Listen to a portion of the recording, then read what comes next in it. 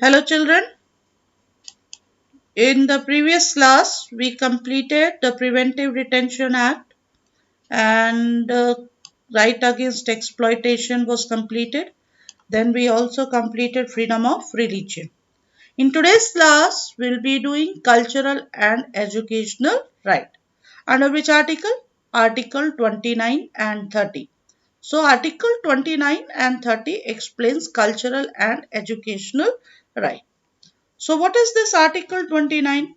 Protection of minorities. Article 29 gives a section of the people or a whole of them the right to preserve their distinct language, script and culture. So in the matter of admission to any educational institution maintained by the state, admission cannot be denied on religion, on ground of religion, on the ground of color, on the ground of caste, creed or gender. The admission cannot be denied. So this is protection of minorities. Then we have Article 30, that is minorities and educational institution. So Article 30 gives all minorities the right to establish and administer the educational institution of their choice. Okay. The state is also prohibited from discriminating against educational institution in a matter of grants. This is cultural and educational right. Next, we have right to constitutional remedies. Now, you see, the fundamental rights are justiciable. So, here a suit can be filed in a high court or a supreme court if fundamental rights are violated. In a simple language, if your fundamental rights are snatched, you can move to the supreme court, you can move to the high court. Okay. So, here Article 32 gives the right to constitutional remedies.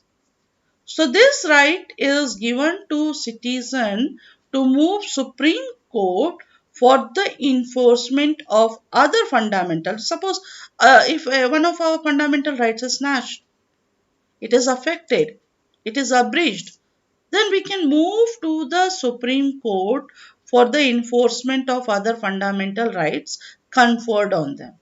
So that's the reason you see Dr. Ambedkar, he described this article as the heart and soul of the constitution because this article or this fundamental right protects our other fundamental rights. So Dr. Ambedkar described this article as a heart and soul of the constitution.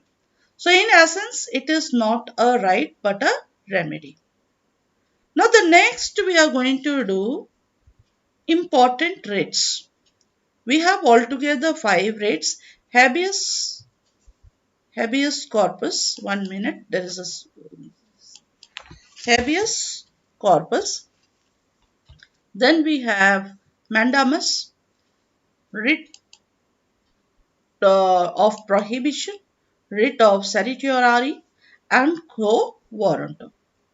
These are the writs. These are the writs which can be issued by the Supreme Court or the High Court to protect our fundamental rights.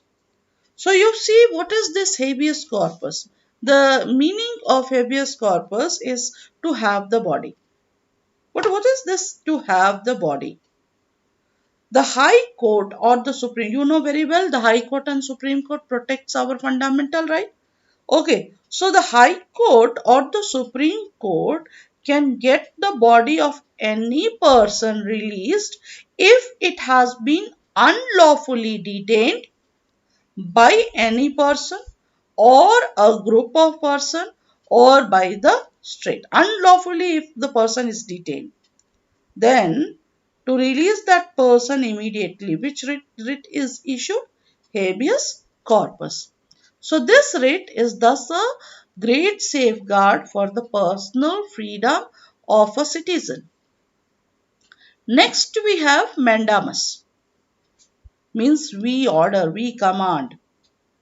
Okay, means it is a command or an order from which court?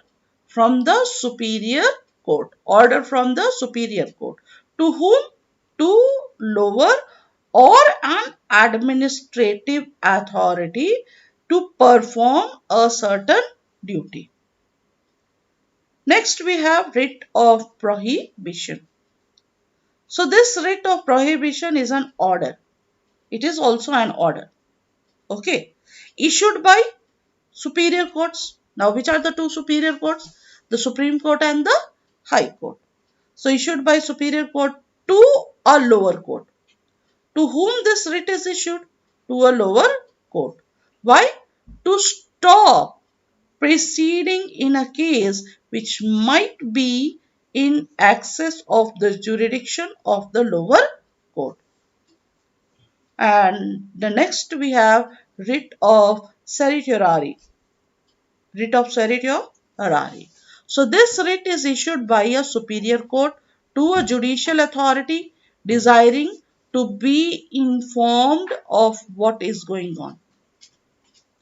So here we see it appears like prohibition and certiorari, there is lot of similarity. So though it appears similar to the writ of prohibition, there is a difference. What is the difference? Writ of prohibition is issued when certain proceedings are going on.